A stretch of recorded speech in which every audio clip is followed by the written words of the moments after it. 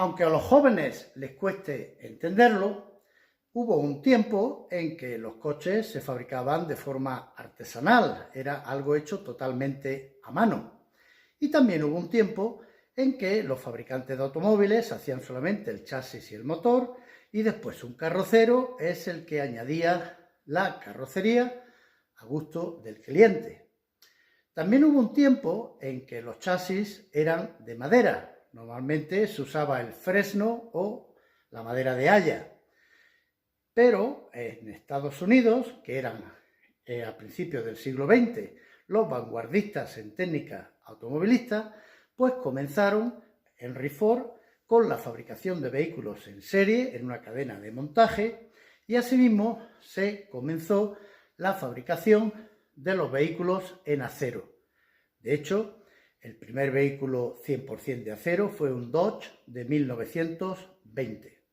André Citroën, un francés, ingeniero, el creador de la marca de su nombre, pues le gustaba la vanguardia tecnológica y viajó en diferentes ocasiones a Estados Unidos para ver aquella cosa innovadora, y lo adaptó rápidamente a la creación de sus propios vehículos. Así, con este background, apareció el Citroën B10, el primer vehículo europeo construido usando la técnica de montaje en serie o en cadena y con una carrocería, como decía la fábrica, tout acier, todo de acero. Hoy vamos a conocer el simpático, bonito e innovador Citroën B10 de 1925. Bienvenidos a Vehículo Histórico. Me encuentro junto a un Nash, un automóvil americano o estadounidense, mejor dicho. América es desde la Patagonia hasta Alaska, del mismo año que nuestro Citroën B10 de este vídeo, de 1925.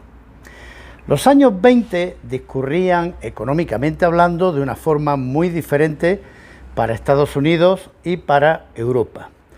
Había terminado recientemente la Primera Guerra Mundial, Europa sale destrozada y en la miseria, Estados Unidos es la gran potencia emergente. En esos años se empieza a sustituir en los mercados internacionales, el dólar sustituye a la libra esterlina, y los coches, que son un reflejo de la economía de cada país, pues lo reflejaban perfectamente. Los coches europeos eran austeros, pequeños, de baja cilindrada, poca potencia, buscando el consumo bajo, claro, salvo algunas excepciones, que siempre había gente que, aunque viniera la gran crisis, seguía teniendo mucho dinero. Ahí estaba Rolls-Royce, por ejemplo. Pero en general eran esos coches pequeños, austeros, los coches europeos. Por contra, los coches de Estados Unidos pues eran grandes, espaciosos, 1 o 2 metros más grandes, eran motores muy potentes de mucha cilindrada, 3 y 4 veces superiores a la media de los coches europeos, mucha más velocidad y por supuesto más gastones de gasolina. Estados Unidos, como tenía mucho dinero para invertir, pues eran en aquellos tiempos los grandes pioneros de los avances de la automoción. Ya hemos citado a Henry Ford, que fue visitado por André Citroën para aprender las técnicas de la cadena de montaje, y también visitó a Edward Bath, que fue el precursor en Estados Unidos que se propuso hacer los coches de acero estampado, sustituyendo los chasis de madera también por chasis de acero, y con aquello lograba aligerar muchísimo las carrocerías, y con lo cual se obtenía mayor velocidad con la misma potencia. Bath comenzó a fabricar vagones de tren, los famosos Pullman, muy ligeros respecto a sus predecesores, y después comenzó también a entrar en la empresa de la automoción. También lo visitó nuestro fabricante francés André Citroën, y acopló todo eso al nuevo vehículo que iba a sustituir al Citroën B2 y que se llamaría el Citroën B10, aludiendo a que salía con un motor que tenía 10 caballos fiscales en esa época en Francia. En el Citroën B10 se adapta en la fábrica del centro de París, eran tiempos que aún no había grandísima especulación inmobiliaria, y en esa fábrica pues empezó a adaptar los sistemas de montaje en cadena, y también salió el B10, que era el primer coche considerado en Europa tout acier, como decían los franceses, todo hecho de acero. Los principios no fueron fáciles, se doblaban algunos chasis, había que ir reformando sobre la marcha, había que ir reforzando, pero al final lo consiguió y el B10 resultó ser un coche muy bien hecho. Salían diferentes carrocerías, algunas de conduite interior, como dicen los franceses, de conducción interior, o sea, cerrado la carrocería, y otros tipo torpedo, como es el coche de nuestro vídeo.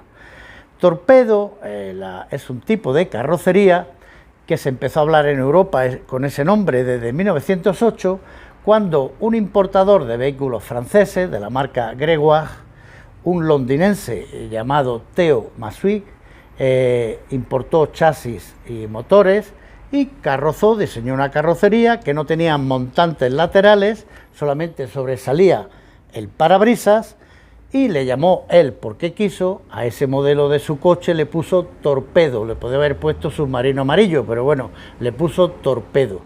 Y en Europa se empezó a aludir a ese tipo de carrocería que no tenía montantes laterales y se quedaba todo en línea recta, salvo el parabrisas. En Europa se le empezó a llamar una carrocería tipo torpedo, un nombre que cayó en desuso en los años 30, y hay que señalar que este vehículo, que tampoco tiene montantes laterales y podría ser lo que en Europa se llama un torpedo, sin embargo en Estados Unidos se prefería, para este tipo de carrocerías, se le llamaba Phaeton. Por tanto, este Nash es un Phaeton, mismo tipo de carrocería que el Citroën Torpedo, solo que allí en Estados Unidos se le llamaba Phaeton, a lo que aquí en Europa se le llamaba torpedo. Vamos a conocer el bonito y una pequeña joya, diría yo, es realmente un gran acierto, porque el hecho de no tener muchos medios no quitaba la creatividad artística a los coches europeos, cuyos diseñadores les sabían dar un arte especial, que a veces la mayoría de los vehículos americanos o estadounidenses, mejor dicho, no alcanzan. Vamos a conocer el Citroën Torpedo B10 de 1925.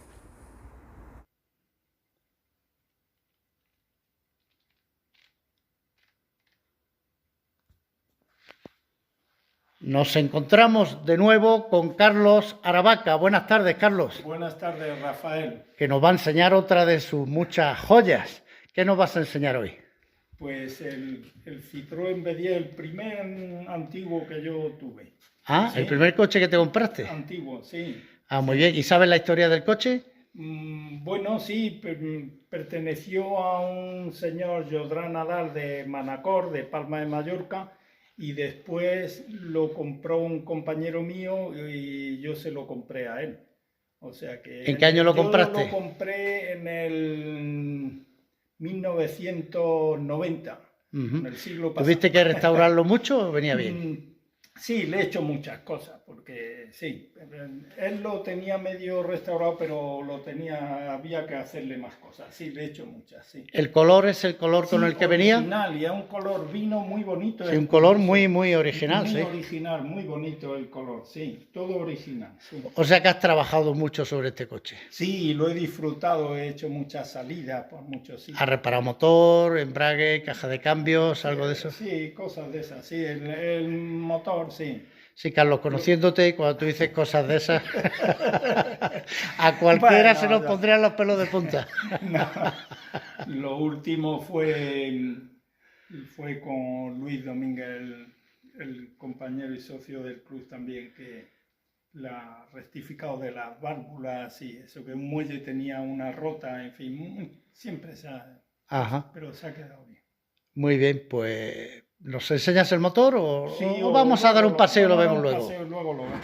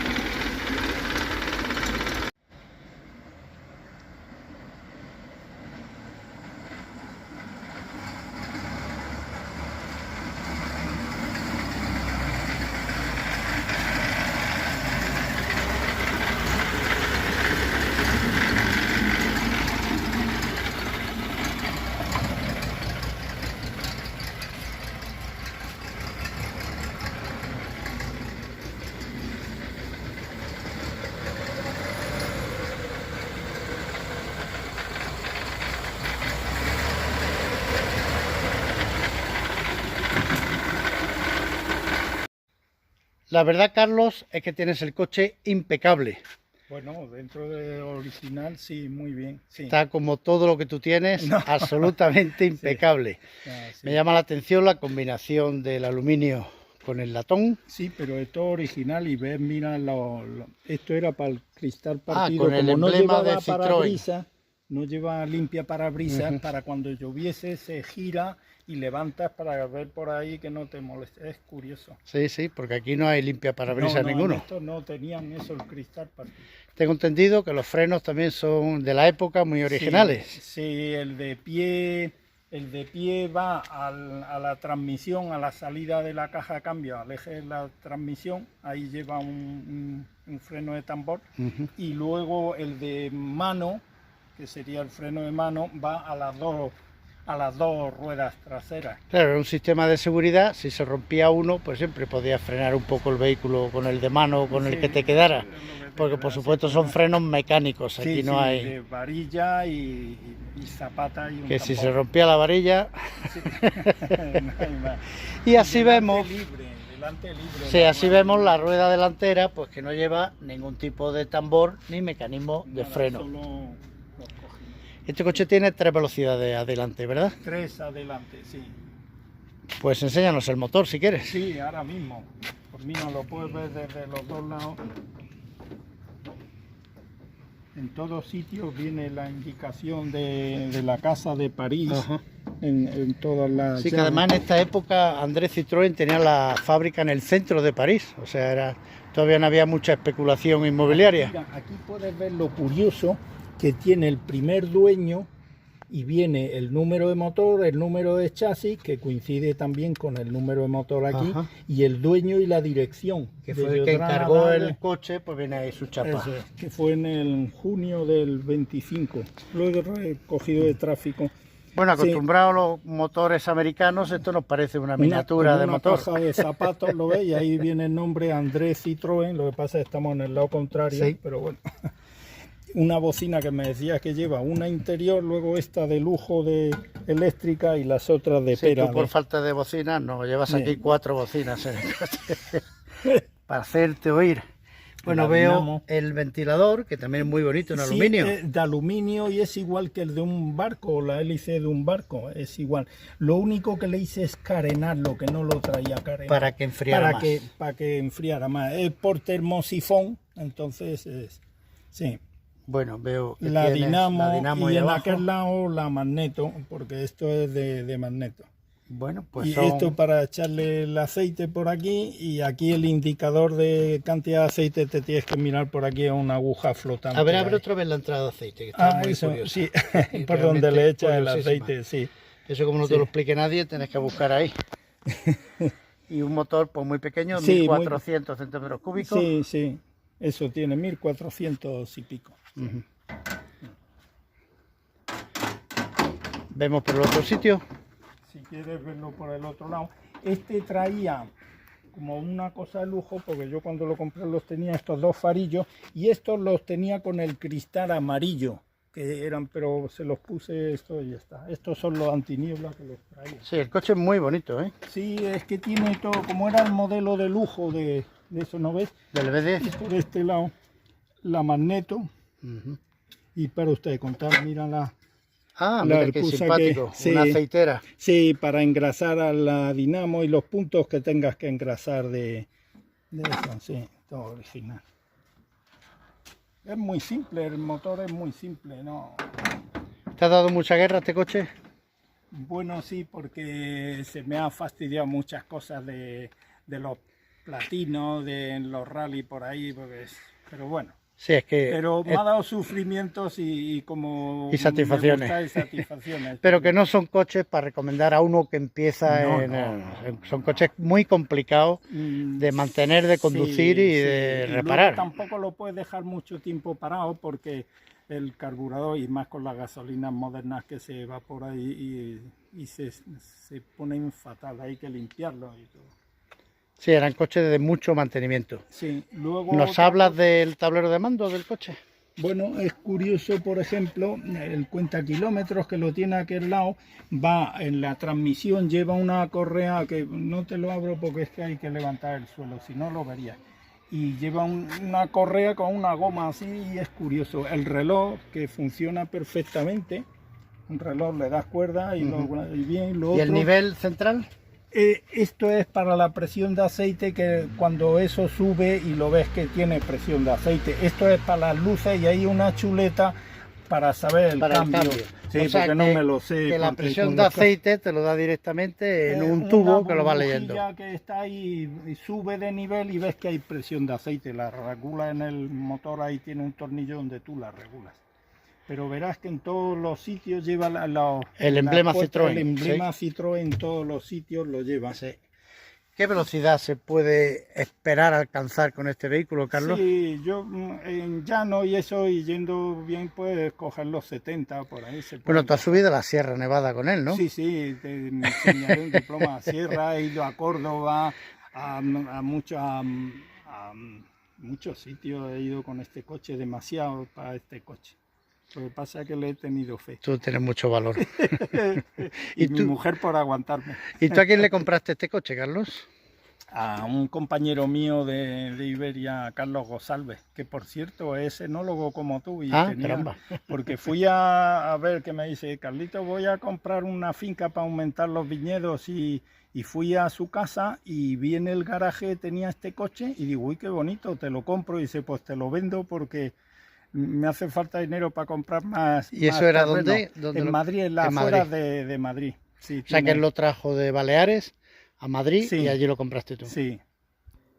El B10 estaba fabricado totalmente por la fábrica Citroën, es decir, estaba carrozado en la propia fábrica.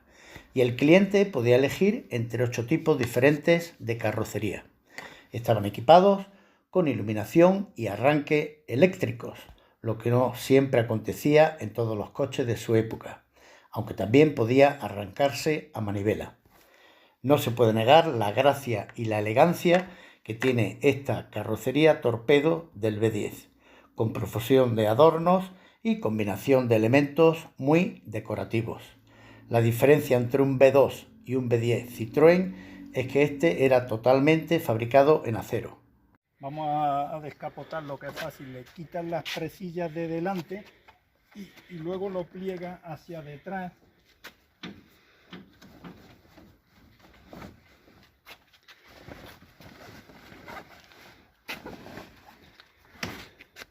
Y luego le pones esto. Y por eso se llama torpedo, porque es la carrocería tipo torpedo, que el coche se queda totalmente en una línea y lo único que sobresale es el parabrisas.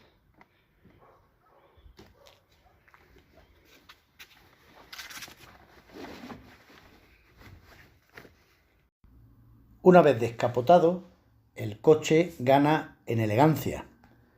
La velocidad a la que circula lo hace ideal para tomar el aire y disfrutar del buen tiempo. Pesa 1000 kilos y tiene una longitud de 3,80 metros.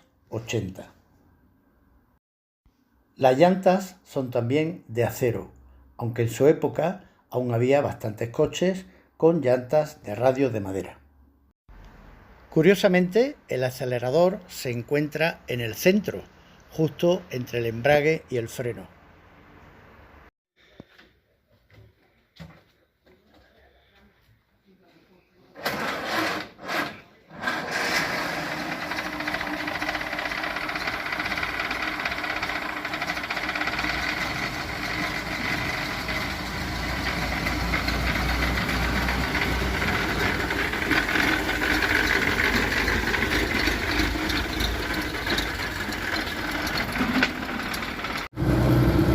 No se puede decir que este coche sea muy amplio, pero bueno, alberga 4 pasajeros sin ningún problema. Lo que sí va levantando son expectaciones y la gente pues lo mira con ojos de asombro, Carlos. Sí, para que viene un coche de CDI. Este no es el coche ideal para sacar a pasear a la novia. No, ni para ir a mercado. ¿No?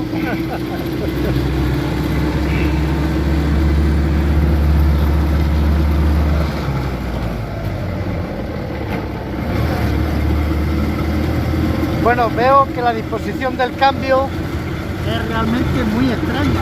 Sí, La primera hacia atrás a la derecha. Yo creo que Porsche tiene esta, ¿no? Tiene Porsche. Sí, esta... pero justo al contrario, la primera va a la izquierda y aquí la primera sí. va a la derecha. Por eso te digo que es un poco...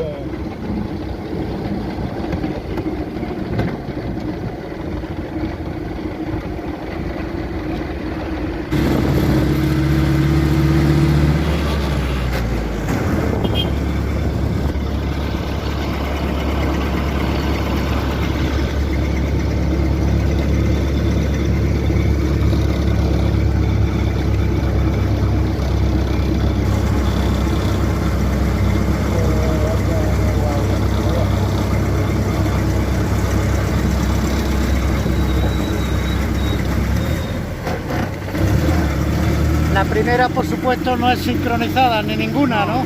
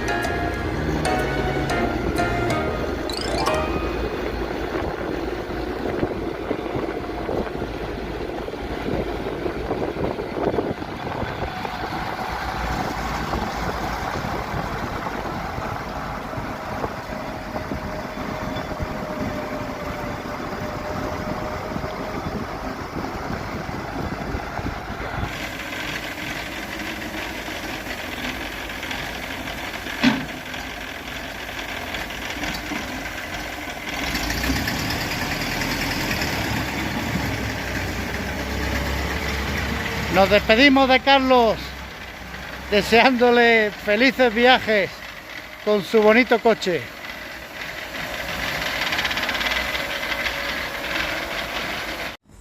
Así es el Citroën B10 Torpedo, un coche simpático, bonito, elegante, porque siendo pobre también se podía ser elegante, y de motor, cilindrada y potencia, pues austero. Es un clásico que no aconsejo a los que empiezan o a los que no les gustan vestir demasiado el mono o pagar mucho en mecánicos, porque es un coche que no es fácil de conducir, no es fácil de mantener y no es fácil de reparar. En el mercado lo encontráis entre 20 y 30.000 euros en buenas condiciones, pero vais a gastar bastante dinero en mantenerlo, mucho más que cualquier vehículo más moderno. Cuando pienso en un vino, pienso también en un vino con mucho carácter, mucha personalidad, hecho a la antigua, a como se hacían los vinos antiguamente, que el vino va evolucionando como los coches con el paso del tiempo. Y pienso en un vino de la denominación de origen Colares, una denominación portuguesa. Colares se encuentra a unos 30 kilómetros al norte de Lisboa, a la orilla del mar, muy particular porque tiene los viñedos enterrados en arena, sobre una banda grande de arena de hasta 2 metros se cavaba un gran hoyo, se plantaba la vid cuando ya se alcanzaba la tierra que había bajo la arena, y según iba creciendo la vid con el paso de los años se iba rellenando la arena, y actualmente los viñedos pues tienen raíces de hasta más de 2 metros y por tanto resistieron a la filoxera, porque la filoxera no podía avanzar en terreno arenoso. Son viñedos prefiloxéricos centenarios. Y de la uva que hay en esa zona, que es una uva tinta llamada Ramisco, dicen los portugueses, se elabora un vino que envejece muchísimos años en grandes tinas de roble de miles de litros, con un carácter y una personalidad que no gustará a todos. Desde mi experiencia, son pocos los aficionados al vino que no conocen ese vino de Colares, que le das a probar y al principio le gusta. Exige tener ya mucha experiencia en el mundo del vino y tener un paladar amplio de gustos para saberlo apreciar. Una marca que recuerdo, por ejemplo, es la Viuda de Gómez, la Viuda Gómez, un vino de Ramisco del año 69, porque son muy longevos y se pueden guardar durante muchos años. La botella cuesta 75 euros y es, como en el caso de los coches de los años 20, beber ese vino es entrar en el túnel del tiempo, es explorar en otra época. Habrá quien le guste más, habrá quien le guste menos, pero los que nos gusta viajar en el tiempo lo pasamos francamente bien. Sigue conectado a Vehículo Histórico, que seguiremos analizando vehículos muy interesantes.